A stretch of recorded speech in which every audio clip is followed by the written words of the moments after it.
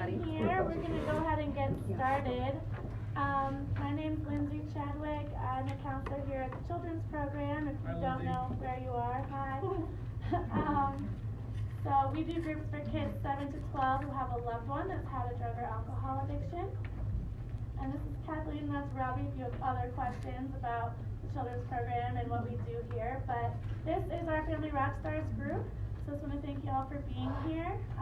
Quick housekeeping things, bathroom keys are back there. You just have to scan the little box. All the keys work for all the bathrooms. Also there's Wi-Fi. Hi. Wi-Fi if you need that. And then if you need anything else, just let us know. We can try to accommodate you. But we are excited to have Jasmine here with us today. And before we get started, I just want to allow people to do some introductions.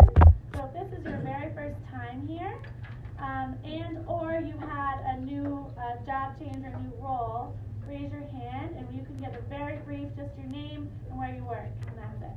Who would like to start? Let's start with Phil. All right. Hi, I'm Rebecca Hickman. I just wanted to announce, many of you know that I'm just now newly back into private practice full time this week, and I would love to chat with you and continue to work together. Rebecca? Yeah. Hello, I'm Rodney. I'm Rodney Plazik. I run TMS Center Centennial Transcranial Magnetic Stimulation. I run with my wife Carolyn, who is also an LMFT. We're at Centennial, near the intersection of Orchard and I-25, right across the street from the Greenwood Village Police Department. Okay. My name is Randy Rohr, and this is my business partner, Bruce Hanson.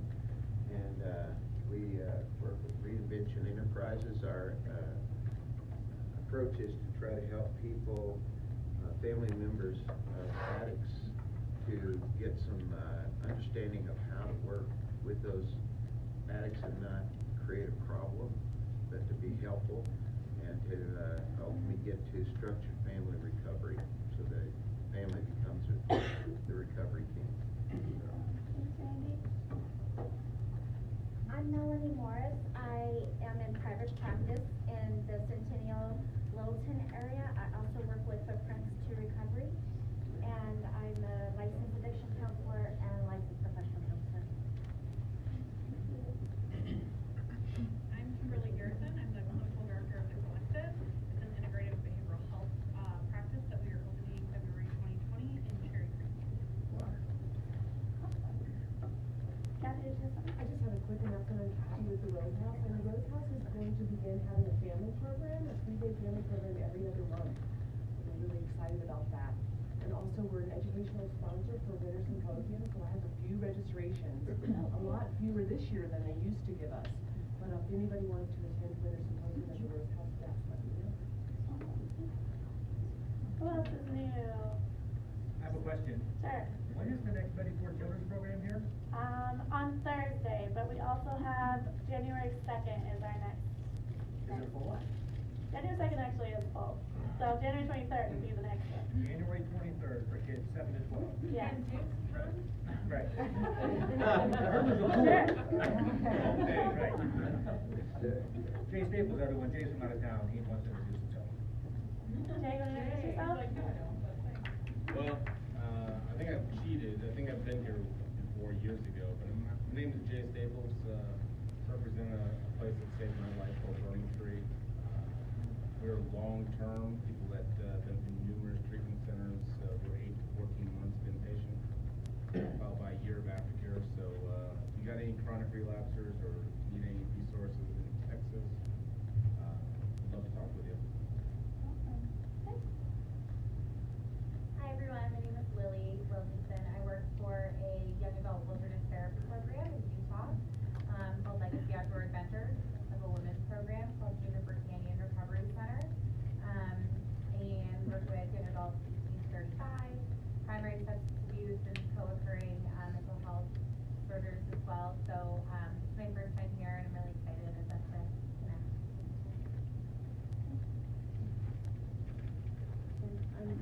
I'm Julie Richenberger. I haven't been here in like a year and a half or so, but I have a group practice. We work with suicide risk, ADHD, trauma, substance abuse, family members of, and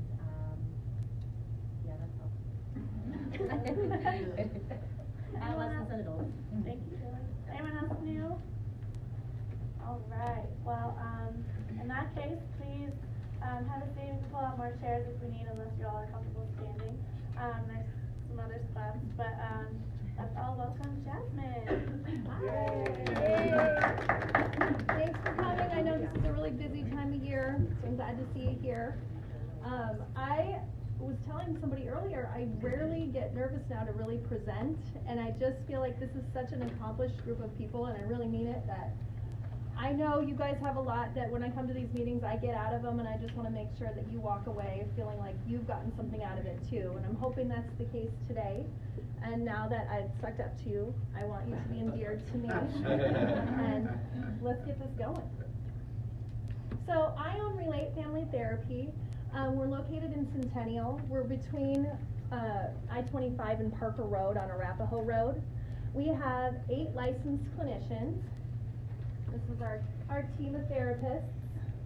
All of our therapists have a specialty or an area that they specialize in and will work in. And I wanted to set up Relate as a place where people come in after they've experienced trauma or they're going through something, they've been to a therapist before, and they just really sense they haven't gotten the help they needed, or they really need help for something that's big and going on right now, and they feel overwhelmed by it. And Relate is a spot where they can just come, and hopefully I can help somebody to help them and their family members. So we can see kids, we can see teens, we do maternal health. We have somebody who specializes in that, Lori Durr does. Laura sees couples. Eric has an anger management certificate. I have my 2 Natalies, they were my original partners in crime. Natalie Wittstruck specializes in teens, and she does anxiety and depression. Natalie Wittstruck works with kids, and she works with kids that have experienced high trauma. And Jennifer Parker on the end, she's a CAC3. She's done a lot of addiction work, and she sees kids in play therapy. And then Megan, who's here today, she works with teens as well. She does a lot with LGBTQ community and working through anxiety and depression as well. So I wanted to create this because I felt like when I was working individually, I never felt like I could get enough work done with just one person in the system. And as I worked with other members of the system, they wanted to see me too. And you probably know, as you build relationships with clients, especially clients that are working through something like addiction or high trauma, it is so hard for them to trust people. And when they get in that position when they're willing to ask you for help, and you have to say, you know, I'm still seeing your child, and I don't know if it's in their best interest if I see you too, that feels defeating to them. And they really sense like, oh, I finally reached out to help for somebody, and she's saying she can't help me, and she gave me this list of people to help, and it's not her. And I felt that over and over, so I wanted to build this team where I can say, hey, you know what, you can see Megan at the same time I see your daughter. And you can just come in at 4 o'clock, and we're both here, and she can play in the playroom, and you can go ahead and see somebody at the same time. They feel more supported then. They feel like they come to this one place, and they get what they need. As part of what I was talking about, I've picked the team based around some of their own specialties. We have clinicians that work in DBT, EFT, we have ACT training, PCIT, attachment.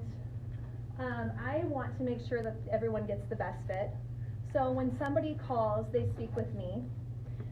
We usually do the phone intake for, you know, I say 20 minutes, but it's usually like an hour. And as I talk through what they're looking for, I get a sense of who will be the best fit, what their schedule really allows, because that's part of this too. You know, people have busy lives and their kids are in activities, and I want them to make sure that they can commit. And I usually ask them, you know, what would be the time that would work best for you for 8 sessions? I want people to try to plan to come weekly for 8 sessions to start with, and then titrate down as needed. As I figure out the best fit, I will then have that therapist contact them and go from there. It takes a minute to go, sorry. These are a couple more of our spaces. The rooms, is, I know many of you have taken a tour of Relate. The rooms are set up for the client and not the therapist. So the therapists do not have their own office. They're all very clean, and there aren't therapist papers sitting around and all that. They walk in and they have a space that isn't overwhelming, it's very calming, it's very client-centered. All of our offices have views of the park, and they really feel like this is their home base when they're in the office. So that's a little bit about Relief. I want to start in on our presentation about you guys and talking about creating balance and vision for 2020. So this next decade, as we move into it, I really thought that it would be nice to kind of close out the year here by having you think a little bit about where you've been and who you are and what you've been up to, and then relating that to your clients as well. Because really, when you learn to do better, you can help others do better. And that's what I think that we're in the business of doing, right? Self-therapist work is really important. And as we get overwhelmed and we get stressed and busy, it can go a little out the window. Self-care is such a big buzzword. We're not necessarily just talking about self-care here. We're really talking about a little more introspective work and second-order change than the first-order piece. When you talk about your roles and what you're up to into your life, a lot of people in this type of community can look at this and see, you know, I've been kind of put in that position of caregiver, and maybe even more so as savior for your family, savior for whatever you're working on in your own, with your friends, like who's the first person they call if they're in crisis. So thinking through your roles just as they are. Why do we take on these roles? You know, most of the time people would say, that's just who I've become, and it's made me feel whole in some way, even if I don't like it, right? I know if my kids are going to have Thanksgiving dinner and we're going to have that tradition, I have to cook it. I know that in order for my kids to feel year after year that that's important, I have to put that effort in to do it. We don't go to grandma's. We don't have somebody else who can consistently provide that. So if I think that to my kids that's important, I have to maintain the role, right? That becomes my habit because I feel like there's a security in that. The ritual of it is important to me. And we do it because we want to have a certain type of life, right? And when those rules are positive, we're maintaining them because they're important to us. So when you think about what brought you to these roles, personally and professionally, there are probably some commonalities, especially in the lines of work that we do. But as you move forward, is it still matching what you intended? That's important to kind of check out. You know, as we start to get overwhelmed in what we're doing, sometimes we forget and we sort of lose our way within it because it's just what we've always done. So checking in and sort of seeing if you're in the right track. How do we maintain these rules? So the people that are in our lives, like I was talking about, you know, maintaining a certain presence for your family, your peers. One of the other ones that I want to talk just a little bit about is social media. So social media is a place where we maintain our roles, right? Like it's important to take pictures when you go to certain places and show people that you've done what you need to do with your kids or your parents, or I saw grandma this year, right? So you're able to kind of show people that, yeah, I'm doing what I need to do. I'm a good person. But when it comes to social media, we all know there are some negatives. I have a couple of stats that I thought were interesting. People that are happy tend to report that they remain happy if they're on Facebook consistently. But people that have some issues with their mental health already and maybe have some depressive tendencies tend to report being more unhappy when they look at Facebook or social media. And this study specifically was about Facebook, but more consistently. Because they see other people presenting their best self, and they see that they don't necessarily know people outside of Facebook that are on Facebook, but they assume that that's their life, right? And that my life doesn't live up to that standard. And so that creates the feelings of inadequacy. It has a negative effect, and they really have no source of negative comparison. They're not sensing that these people have negative pieces in their lives, right? Because they're just seeing, well, they took their kids here, they did this, they went on a vacation, and all these things. And so it kind of gets stacked against them. They sense that these people have such a better life than me, even though they're not accounting for the 90% of the time they're really not on Facebook. And this has been seen across the board, but we all know that, you know, teens are highly susceptible to this. But this study was actually done with adults. It wasn't done with teenagers. So the feelings of low self-worth and generally wanting to do less interaction on social media as well. So you become kind of a voyeur, right? So you'll look at everybody's pictures, but you don't want to like them, because if you're liking them, then you're kind of saying that, yeah, you do have a better life than I do, and you also don't want to create any sort of interaction or comment on them. When these people that have this lower feelings of self-worth want to post, if they choose to post something that's vulnerable, like something that might say like, oh, I had a bad day, or I had a bad week, less people like those comments or generally comment on them. So then that just decreases their already low feelings of self-worth, because those types of posts tend to get less interaction. They took and created people's posts like, oh, we went to the movies today and had a great time, and oh, the kids were fighting and it was a really hard day. Less people liked that post than the positive one. So it's just reinforcing creating positive posts. And so people often found that they couldn't really be their true selves on social media either, which led to less engagement for them, in addition to looking and seeing all these people having these happy lives that they weren't. The moral of this story is that you really have to use social media in a way that inspires you. Keeping it with people that you feel really connected to is ideal. And if you have clients and people that you're working with that you sense that this is becoming a real problem from them, if they start, they don't even have to unfriend people. They can just block their content, right? You can just block somebody and they don't even know that you can't see what they're posting. But that way you don't feel that negativity of unfriending them, like, oh, they're gonna figure this out, right? But you can also not have to see all the things that you feel like you don't want to see, or someone that you really don't know, right? Like, that's part of it too.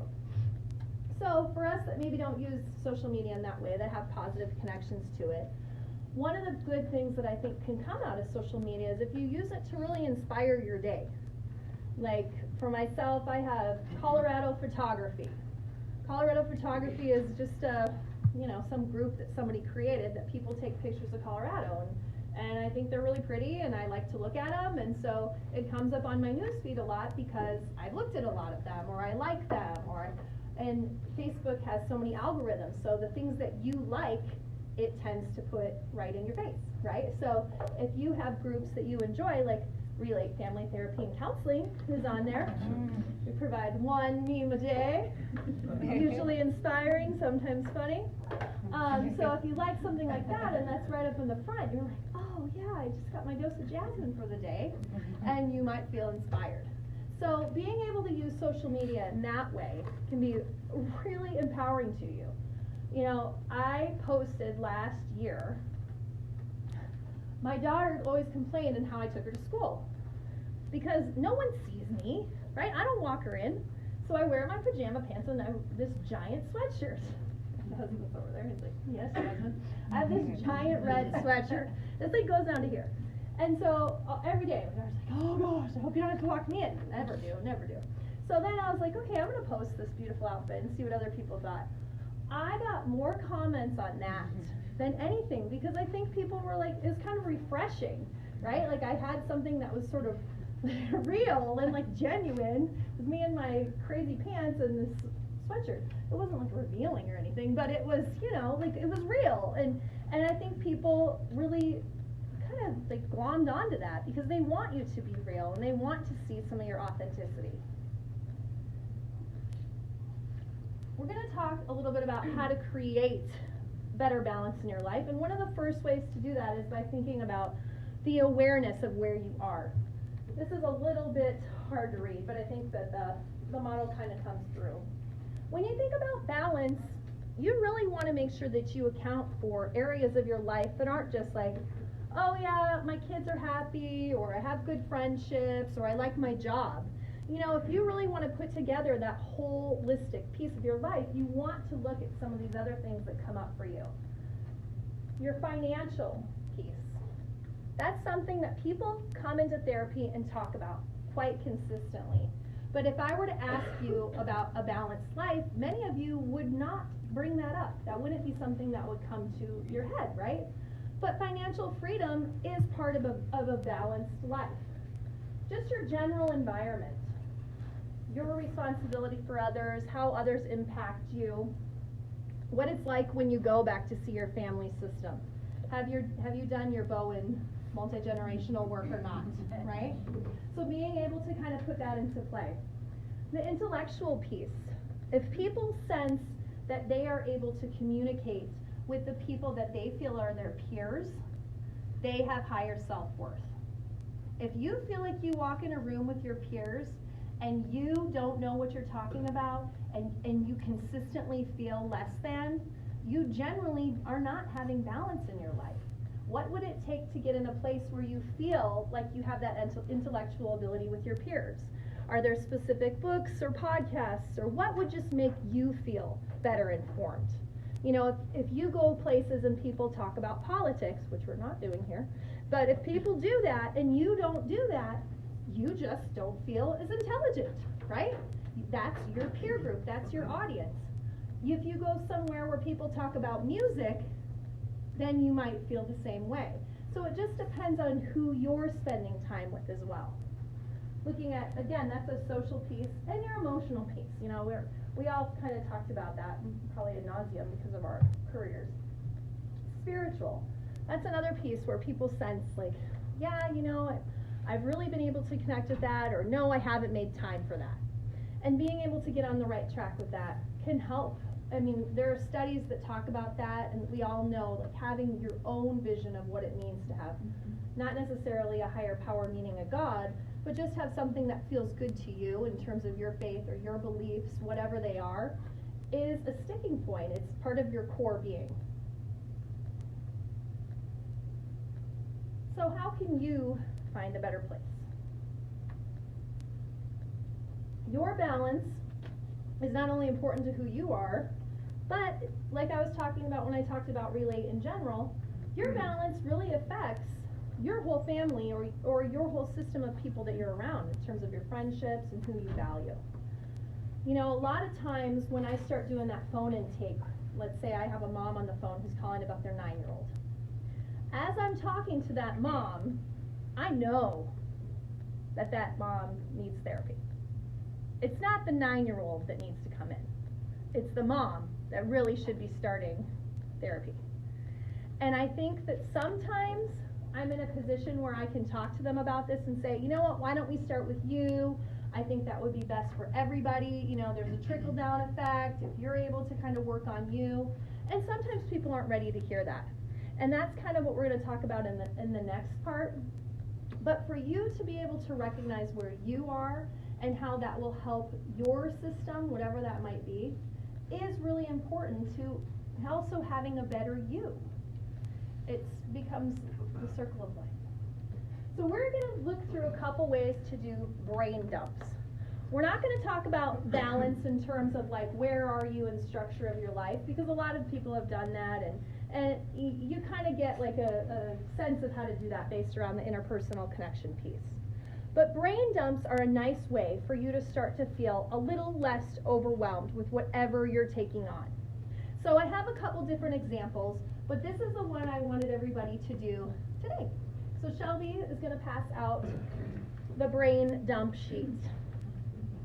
There are positive brain dumps, there are negative brain dumps. There are a lot of different ways to work on it. But I liked this one because it is kind of a more negative one. And it's addressing some of the really, the little bit more vulnerable things, a little tougher things to kind of address.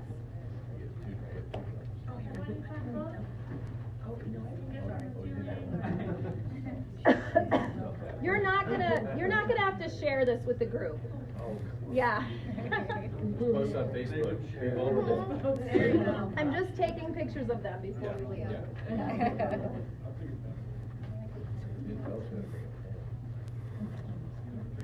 I should have brought some too. I know. We could probably snag Y'all got one? Ooh, I need a pen. I came unprepared. I brought everything else. Thank you so kindly. That's like correct. So, everybody has one and has their own pen, let me know.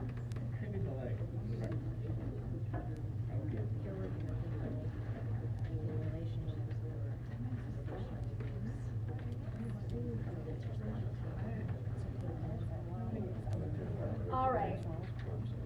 So, in addition to doing this with yourself, this is a nice thing to work on with clients or people that you're working with, because sometimes when people come in and they're just so dysregulated and they're really overwhelmed, and after you've kind of worked on that initial joining piece, if they keep coming in where you just can't get them to kind of feel like they can center, a brain dump of whatever you feel is necessary is a good way to start to align with what they really are looking to heal from and what they really want help with in this moment. So that's why I like to start with, like I said, this more negative one that focuses on some of the things that are going on, where you procrastinate, where you feel fear, anger, any discouragements that have come up, incomplete goals that maybe you need to work on or not work on. This isn't a judgment piece. And where you felt just sorrow in your life. So if you can go ahead and complete your brain dump list, and I'll give you a couple minutes to kind of go through that.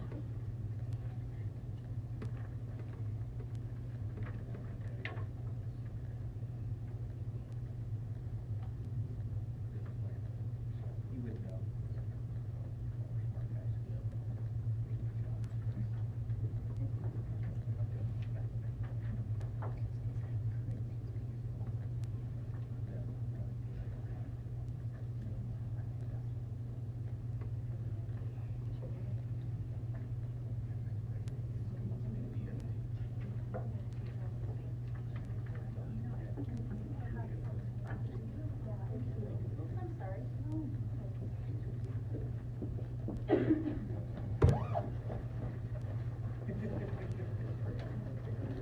Right.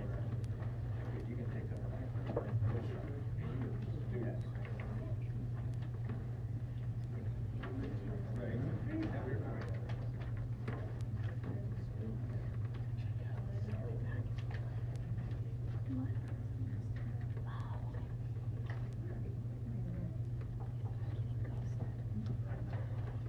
I thought you said I'm getting ghosted. I think it's funny.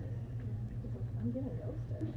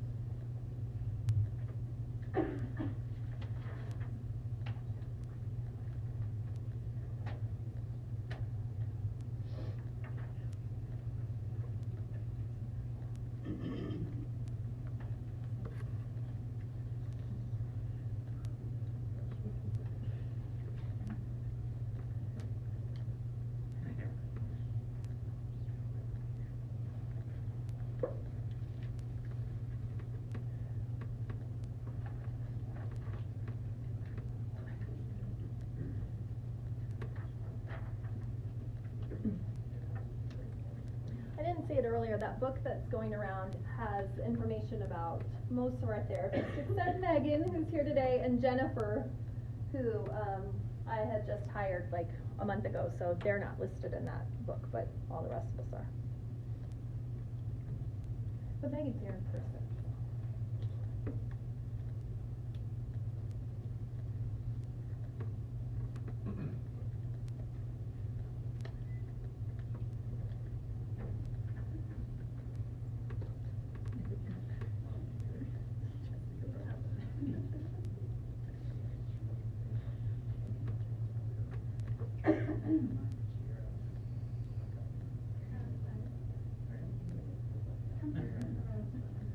So if I was working on this in a session, I would be most interested in what people wrote under their discouragements.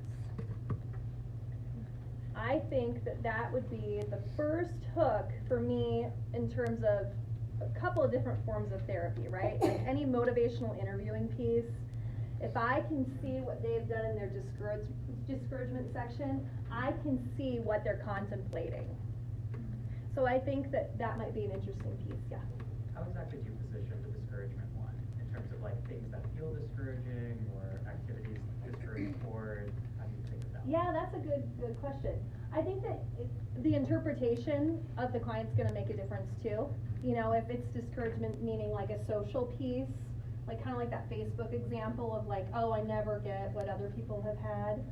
It can also be more along the lines of what you're saying, like, or your second example of like, I have these goals, but I'm not meeting them. It can be that more internal, intrinsic piece.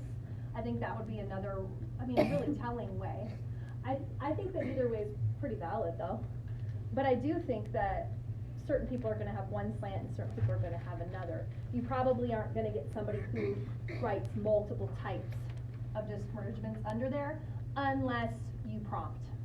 So if you would do this activity and then you would prompt based around maybe what you'd heard them say, like, oh, you know, you've talked so many times about how you feel awkward when you go to MOPS group and you feel like the moms there are so much more prepared, and that seems really discouraging for you to me, but you only named how, you know, you aren't able to get your kids to school on time.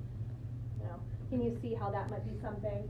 And maybe that's something where it fell maybe more under incomplete goals, which to me doesn't have the same like heart sense as discouragements, right? Incomplete goals just kind of sounds like, well, I'm not doing this to the best of my ability. But if you're truly discouraged about it, it's hitting you a little harder.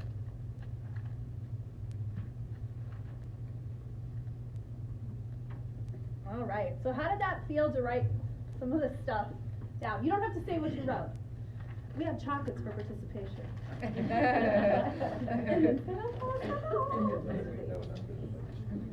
Anybody have any feelings while they were writing this? Easy, hard, easier than you thought, harder than you thought? I usually ask clients that, yeah. It kind of really gave me some clarity around like, oh yeah, I really am actually concerned about this thing. Yeah, like having to put it in black and white. Yeah. Yeah. And naming it. Did it make you want to contemplate it more, or did it make you just want to write it down and go away? Maybe want it to go away. Okay. Yeah. Yeah. Anybody else? I agree. I like that, for myself, it helped me kind of separate some things that maybe I lump all together often. Mm-hmm. That was kind of interesting to look at, is how that, like you were saying, like procrastinations might also really be connected to incomplete goals. But looking at why and separating those things, I could see being really helpful for myself and for like effectiveness for clients. Of how they're all kind of connected. Right. It's interesting. But I also like seeing them separate. Anybody else? Yeah. I think it's also as hard as it is to see it in black and white, there is also sometimes relief in that too, and like writing it down and like, you know, it's like sharing it with a friend, finally getting something off your chest. You're like, oh, yeah, okay, it's there. Right, you're bearing witness, Yeah, right? exactly. Like that experience. I mean, and we undersell that as part of the therapy experience, especially for highly traumatized addiction type population. We truly undersell the idea that I'm here to bear witness, because that is powerful. To just be able to set something in a room, on a paper, in a space, that is part of the acknowledgement piece that I think we're like, well, you know, everybody has stuff. Or like you said, like I lump them together, I lump all this stuff together, like this is stress, this is my life, these are my things going on. But when you have to break it down and you have the opportunity either for yourself or for somebody else to kind of look at that and check in on that, that takes a little more guts, right? Yeah. All right, well I hope you got something out of it to pass on as you move into the next year. So these are some of the pieces that I hope that you kind of went through and sort of looked at. And if something comes up, feel free to write it down on your sheet. So your physical health, how are you feeling in terms of those goals? Unfortunately, you know, we all talk about January being the start of that, so we'll just wait I guess it's a little more than 8 days is Christmas, but we got like 12 days to worry about that. Spirituality, like I was talking about earlier, your relationships, not just with your family, but with your friends, and what that looks like, positive and negative. You know, do you feel like you want more friends, or do you feel like maybe you need to cut back on some of your maybe more acquaintance type of friendships, and people that you really don't feel as connected with, that maybe you sense like, well, I hang out with these people because they always invite me, and I don't want to hurt people's feelings, but they don't really feel like good friends to me anymore, and maybe you've shifted a little bit, and what does that look like for your relationships? Creativity. This is one that you'd be shocked how often, if you can help somebody be just a little bit creative, it can spark something for them. You know, and I notice for myself that one of the first things that goes down for me when I sense that I'm overwhelmed is the amount of time I can put into being creative. And I need that. I mean, I was a singer for many, many, many years. And for me to not have some space and time to listen and enjoy music, I know that I'm getting too overwhelmed. So I got to put my AirPods in and at the very least just do that over the course of the day, which these guys know. I always have my AirPods in. But I'm listening to you. But I definitely feel like that is just something for me that's really important. Like I need to be able to have that in order to sense that I have some amount of creativity in my day. We have sand tray in our young child playroom, and we also have it in our teen tween space. And sometimes if I sense that somebody is really stuck, an adult client is really stuck, I will have them go in and put together a sand tray or do some sort of expressive arts exercise. And so many times they're like, oh, are you really making me do this? Because they're like, why? I'm an adult. Why do I have to be creative? You know, like it just feels like I'm putting them in this place that they just don't want to be. And I think that once they start to do it, they recognize like, oh, this is kind of fun, and maybe you actually will get something out of this, and perhaps I will too, right? Like, you know, they're almost doing it for me. You know, fine, I'll put it together for you. But then once they kind of look at it, they're like, oh yeah, that was kind of insightful and something that I enjoyed. So being able to find what helps somebody feel like they're creative can be really powerful. The other side, or the opposite side of that, is that we don't want people to sense that their creativity is part of like drudgery either. So like I have an example of somebody who crochets, and she, in September, she really enjoys it, and like this time of the year, she's like finishing up blankets and all these things that she's like promised to people or gifts or whatever, and now it's stressing her out. Like this typical creative release has become something negative, you know, like, oh, I love to paint. Oh, I'm going to paint something for my mom for Christmas, or, you know, for her birthday, and then it's like, I can't think of what to paint. Well, that's not really taking advantage of creativity anymore. So kind of checking into what it means and what the value that it holds for you as well. Your career and finances, are you where you want to be? Personal development, how well do you really know yourself now? Not 5 years ago, not when you were in college. You know, have you really checked in with yourself lately? Being able to put that into your vision of life too. Are you happy with where you're going? And do you feel like you understand your own emotional state? There are a couple more brain dumps that I have. I like this one, the morning brain dump. This is nice because it just gives you a way to center for the day. What you should do, what you could do, what you want to do, what you must do. If you feel like your days are being consumed by something that you don't want them to be, this is a great way to start your day. And I think like Bill Gates does it, so you could become a billionaire too if you really put your mind to it. So sensing that this takes like 2 minutes. And I also would recommend that if you start doing this, if you keep these sheets and you see how much you actually accomplish of what you feel like you should do, right? Because if the must-do section is something that you're doing, but maybe you're not getting to the shoulds, or maybe your lists are too long, you know, where are you lacking in what you wanted to get done? The last one of these is a more general one, which is very hard to read, but this one, it says kids, but it could be family or friends or whatever. Work, home, me, and then 3 priorities. This is more of like a 6-month brain dump, like just where are you at, checking in with yourself, what are your more long-term priorities for yourself, and where do you want to be, and how do you, not necessarily naming how you want to get there yet, but what feels important to you. What does it say again? I'm sorry, it's so small, but it says kids, but it could be family, friends, work, home, me, and priorities. And you can really put together whatever with these. I mean, it's not a one-size-fits-all. If there's something that's important to you and that you feel like I just need to check in with it, you can put it together for clients in that way too.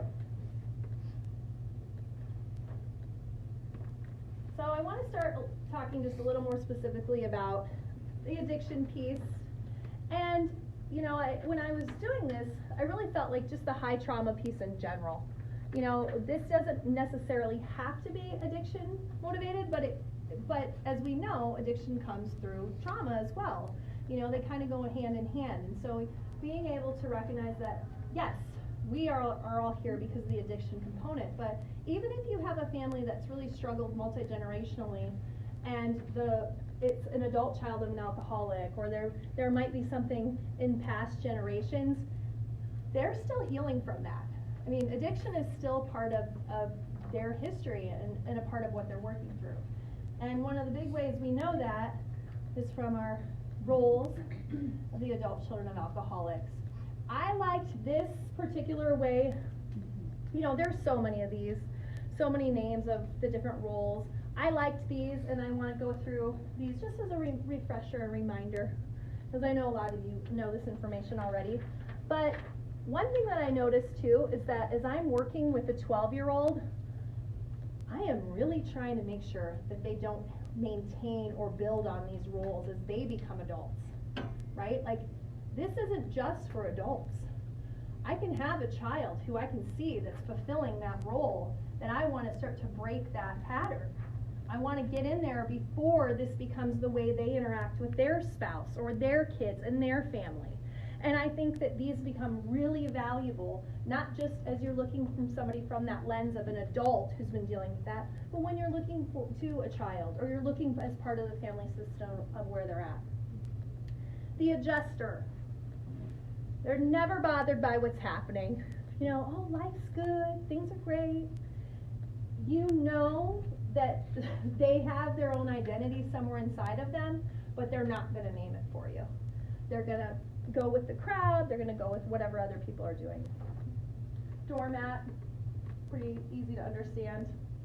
They're very understanding of what other people need. That's part of the doormat that I think is, you can talk to them in hypotheticals about what other people might feel, and they totally get it, right? Like, oh yeah, my brother is blah, blah, blah, blah, blah. But if you ask them, well, do you feel that way? No, I don't feel that way. Well, why not? Your brother does, and you guys, no, I mean, we're different, right? The doormat doesn't sense that they have to take on their own emotional identity because they can name it for someone else. The acting out child is a rebel. This is the kid that usually shows up in therapy or in addiction recovery as someone whose family has already named that, you know, we have this cycle going on, and they're the new IP, really. The scapegoat, family jerk.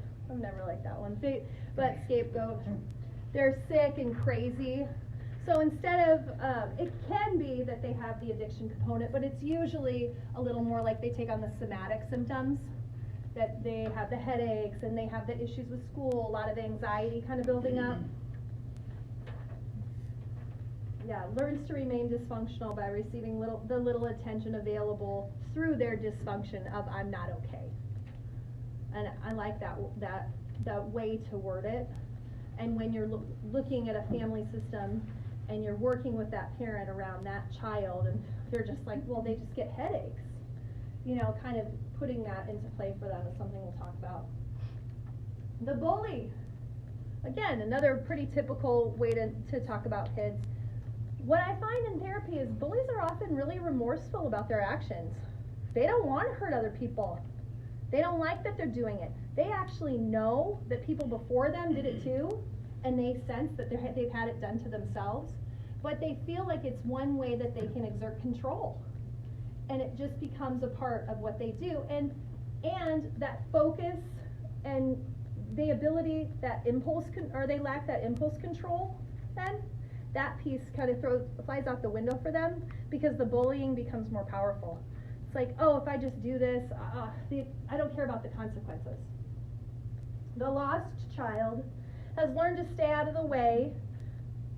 They expect nothing.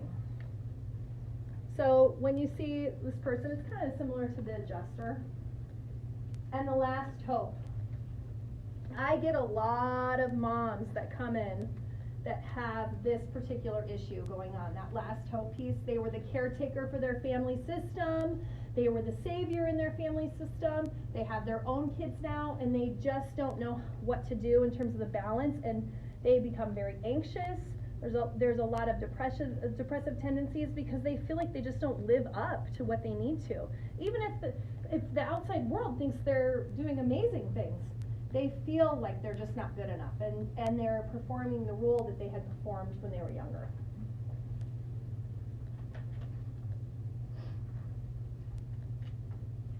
So, as we check in about how to work on some of these things with an addicted family system, what I like to check in initially with families about is, where have they been limited? Like, what do they want to get out of therapy? You know, we, unfortunately, as a team, we have a lot of court-ordered reintegration work that we do, or we have families that come in who somebody's been ordered, you know, a child, whoever's been ordered to be in therapy because there has been some sort of an incident with the parent and their addiction that has created this for that family. So I need to have a certain amount of reintegration sessions in order to have my child back with me without supervised visitation. Or my child needs to be in individual therapy because they were with me when I got my DUI, and now they've named that they're traumatized. Well, we can pretty much bet that child had some trauma prior to being in the car with that parent with the DUI, right? But that parent, if I just say, well, what are we here to work on? They're going to tell me that day that that kid was in the car, right? So instead of going that direction, I like to go this way and talk to this family about, what are you hoping to gain out of being here? I know that you're doing this because it's court ordered, or because of whatever situation. Your ex-wife told you you had to do it in these worst circumstances. You know, if a family comes in and they're like, no, we just really want help. That's great. But we're not talking about them, right? We're talking about the ones that are like, I gotta pay for this. I'm here for 6 sessions. My kid was just in the car with me. I don't know why people think this is a big deal. This happened 6 months ago now. I see my kid at supervised visitation. Nobody thinks we have a problem. I've been sober. I have SoberLink. I have to check in with my probation officer. Why do you think this is a problem for me? I don't want to talk to them about that stuff. I want to talk to them about, well, what are your rituals and traditions? You know, I want to get them in a headspace of, you got to do this anyway. How can I help you? How can we make this better for you? Rituals and traditions are often one of the first thing that flies out the window with a family that has addiction. That is one of the things that kids most name as having a sense of security and love. They want to feel that things are predictable, right? So being able to talk to them about, well, what have you guys done in the past that maybe you want to start doing again now? We used to go skiing. We used to blah, blah, blah. Well, I want to help you incorporate those things back into your life. The next piece is connected conversation and shared meaning. This is something that comes up so much for kids. Aside from just being fearful, well, I'll say later, of just talking to their parents don't know what's going on with their day. They don't know who their friends are anymore. They don't know what kind of classes they're in. These parents who've had this addiction piece, they're just trying to get healthy themselves, right? They're just trying to maintain their own sobriety, avoid their own triggers, get in a place where they feel good. Being able to name that your kid has a basketball game this afternoon is not on their radar, okay? But that's their kid's world, is I want my dad to know that I'm in basketball. I want my dad to think it's important enough that he knows when my games are. That is something that I can help that family align with. They can see that as important. A parent who hears that melts, right? Any parent who hears, yeah, I just want dad to come to my basketball game. They hear that and they get it. And that's how I create that ability for me to work with them. Awareness of the day-to-day events and feelings. Same idea. Just being able to know that, it's really hard for me in the mornings, on Tuesday mornings, because I usually have such and such homework the night before, and so that makes it harder for me on Tuesday mornings. Just recognizing the day-to-day piece. Consistency of behavior and emotional states. Now this is something that we all know through addiction and populations, that the consistency and leads to that lack of trust and lack of feelings and the inability to talk. That is one of the huge keys, is creating a consistent environment for the child. Permission to express their thoughts and feelings. Permission to express them without fear that their parents are going to relapse or that their parents are going to have a harsh startup with them. There was a study that just came out that I thought was really interesting. Did anyone see it, on harsh parenting from the University of Minnesota? So they had talked about specifically mothers, alcoholic dependent mothers, and they found that alcohol dependent mothers act more harshly when they discipline, but they don't discipline any more harshly, or they don't have that harsh startup when they're playing with their child.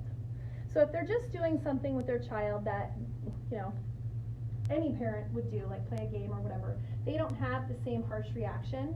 But when their child has negative behaviors like anger and that sort of thing, they react much more harshly than a mother who isn't alcohol dependent.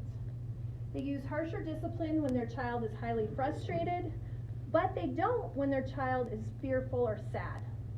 So there's like specific pieces that come into play. So if they sense that their child is upset, frustrated, angry, experience aggressive traits, they're more likely to react harshly. So when I hear this, it kind of falls into play that sometimes parents who experience some dysregulation themselves, they mirror whoever they're with, right? Like, so if I'm talking to a friend and we're both drinking and you're all laughing, I'm going to start laughing. Or if you start yelling and you want to fight, I'm going to start wanting to fight.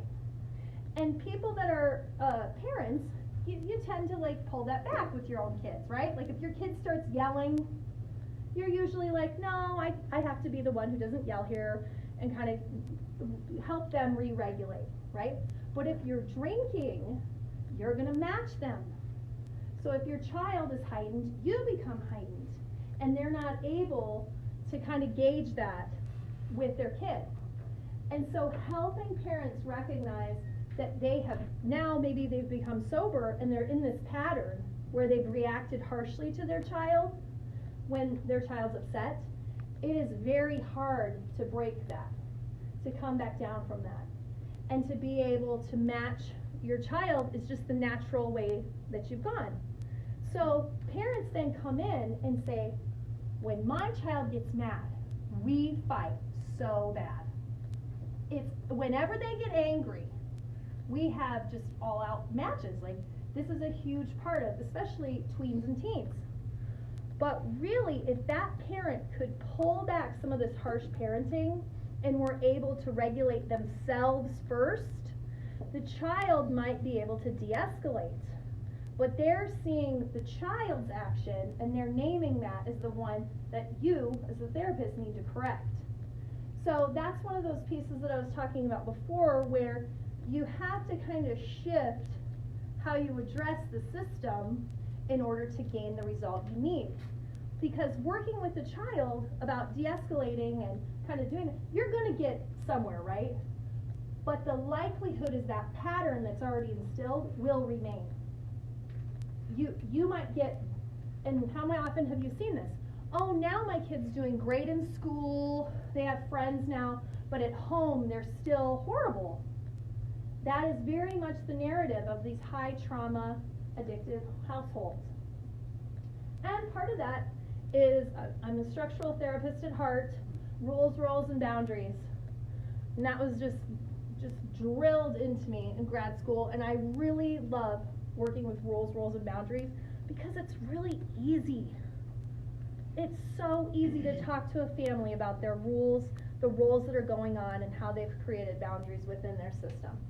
But in high trauma and addiction households, these are often things that have fallen by the wayside a long time ago.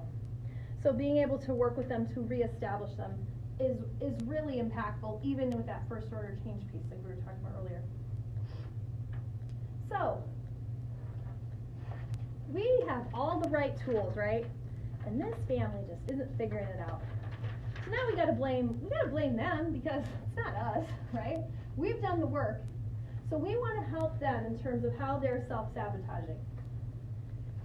The first one is they want this fixed now, right? That was that whole piece I was talking about where we've been court ordered for 6 sessions. This is all about me driving with them in the car. We had to run away. I kept them safe. I've actually heard people say this, by the way. I've actually heard people say, we left, like they got a car accident, we left because I didn't want my kids to have to see the cops.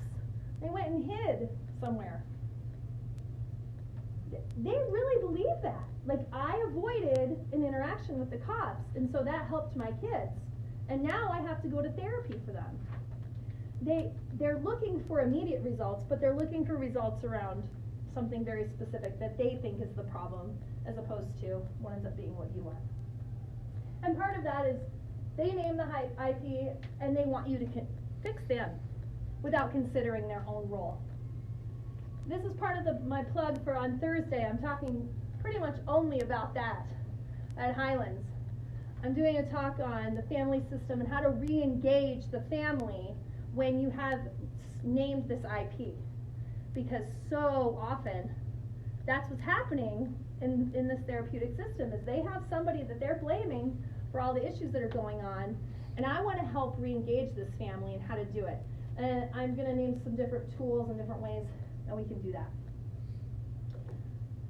They notice that there is first order change that's going on, probably because they've been forced to be sober. They have SoberLink, or they have this PO, and they want to spend time with their kids, right? But it's like, well, now we're able to talk. I helped them with homework.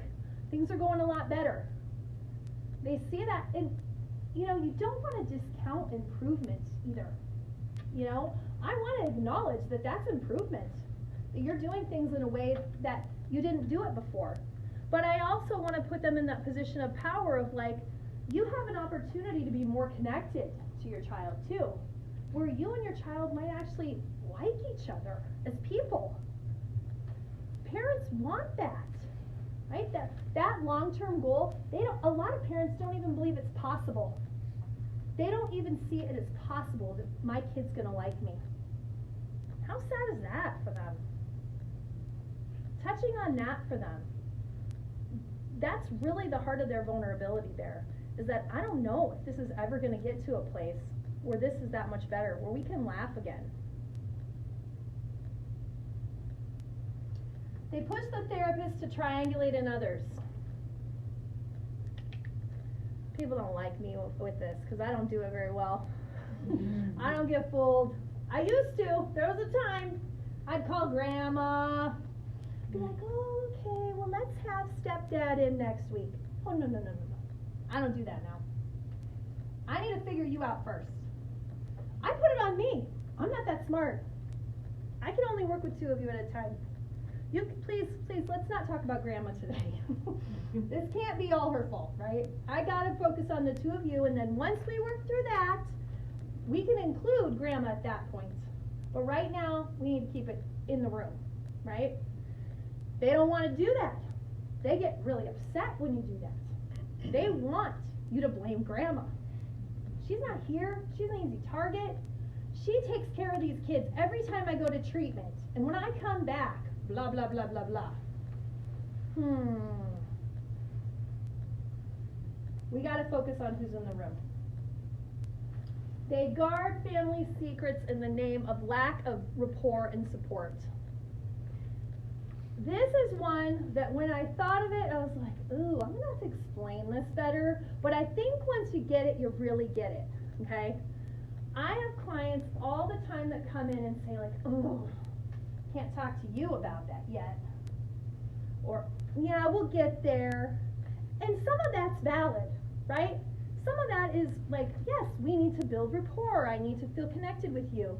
But some people have been in therapy before, and they have had therapists that are very much the, well, what are we going to talk about today? Thank you for sharing, community. That's helpful to a point, but at some point, you have to be willing to dig into your history in order to get where you need to go. And if you can't do that, we need to talk about why. That's too important. If you have some sort of secret within your family that you can't share, isn't that at the heart of where your healing will lie at some point? I don't need you to tell me what it is, but I need you to tell me why you're not telling me. And we'll start there, right? This is something as families, I mean, I've worked with people for years now, and they might not tell me everything still.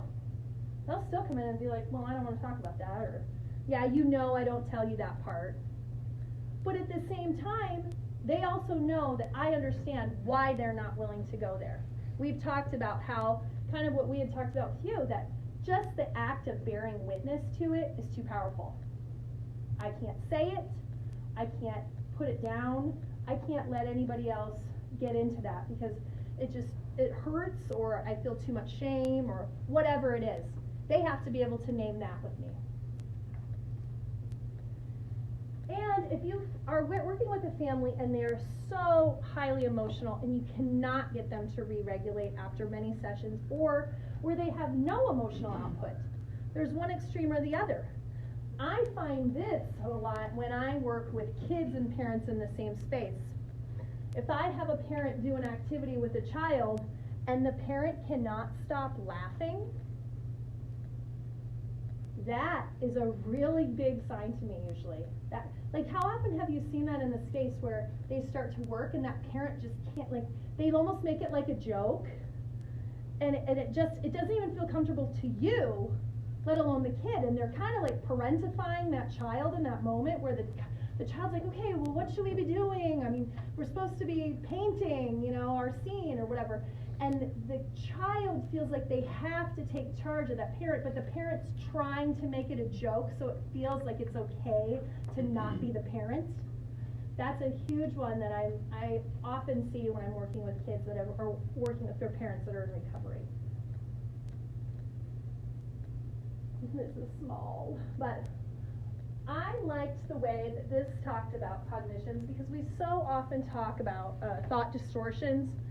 And, you know, we kind of categorize them, as you know, like black and white thinking, all that. And I really liked this way of naming them because it broke it up a little differently, like feelings of inadequacy versus accountability, or the feelings of safety and control and choice. I like that especially for the addiction piece because I sense that these, in all families that I'm working with that have high trauma addiction, and I don't want to just always say this is black or white thinking, right? Because so often in families that have experienced high trauma and addiction, it is black and white thinking. But if you're able to kind of reframe it in this way of like, wow, it sounds like you don't feel safe, that hits a different place, right, than just the black and white thinking piece. With the all or nothing, I mean, we can name that all the time, and it's a very safe way to talk. But if we're able to say, you haven't felt like other people take accountability for you. That's what that thought seems to say to me. You're right, I don't have anybody that supports me. Well, maybe that's not true. Let's look at it. Where can we say that people? So we can adjust that thought distortion and not just put it in the category of all or nothing, black and white thinking. So my last little section here is about building strong boundaries within these sessions because this is such hard work. Working with highly traumatized, addicted families, this is the hardest work I think in terms of working with family consistently. And we as therapists, we put ourselves in that place where we want to help people. We want to heal, we want to help people feel movement. And when we sense that a family's working against us and they're sabotaging and they're putting us in this place where we feel like, oh my gosh, like this feels bad to me, we have to check in with ourselves and where our boundaries are. I'm going to go through just a couple of these. Slowing down your treatment goals and expectations in therapy. That is a really big one for this work. We learn so much in agency work, like 6-month goals. So, like I was talking about that laughing, that nervousness that can come up. Or if somebody has just an off-putting response. You know, you can feel it when you're talking with somebody and something just doesn't feel right. Being able to name that, even if it's not that time. You know, my therapist will come to me and a lot of times they'll know, I did not have a good session with so-and-so. And then they left, right? So like they have the session, they have the next session, and then they just don't feel good about it. It just doesn't sit in a good place. And we talk it through, and many, many, many times they'll say like, okay, well, you know, next time we'll just do this different activity and whatever. Well, you know, confrontation is kind of part of this process. And checking in with them about that moment can be very powerful. I left here last week feeling this. I didn't think that the session ended well. And you know what another thing is? That's a good way to retain clients as well. If clients feel like you recognize when things are off, they're more likely to come back to you too. So being able to check in that way. The last one is remain in your role. Staying in your lane is hard. These families trust you, like I was saying at the beginning. They want you to be their savior. You start to heal them, you're helping them, you get them, and you're kind of like, I don't know if anybody else is going to get them.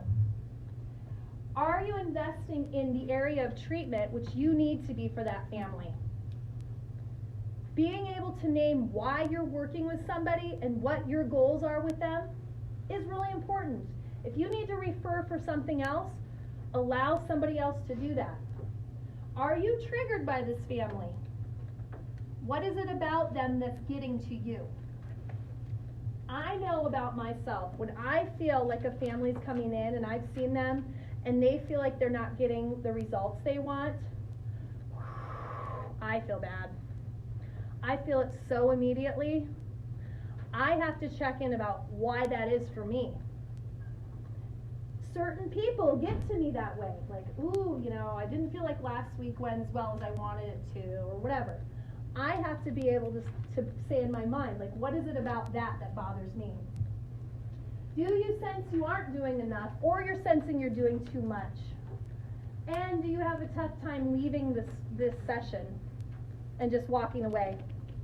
Any of those things coming up for you, those are the things that you're going to want to make sure that you check in with other people for. And finally, just knowing if you're overwhelmed by the case. Can you name the issues that are coming up? Can you talk to someone else about this case without getting emotional? It happens, right? Like, there's some cases you just want those people to understand, like, this dad is terrible. Like, oh my gosh, he drives me nuts. There might be something going on with you there. Do you have a good direction? Do you have a plan? If you can sit in a session and say to them, this is my plan for you. I know you don't feel like we're getting where we need to be, but you have to trust that I feel like we're on the right track. If you feel like you can do that, you can ground into that and feel good about your work. And do you understand why you put that plan in place? Why are those the goals that you're wanting to work on? Why is that where you're at right now with the work? Anybody have any questions?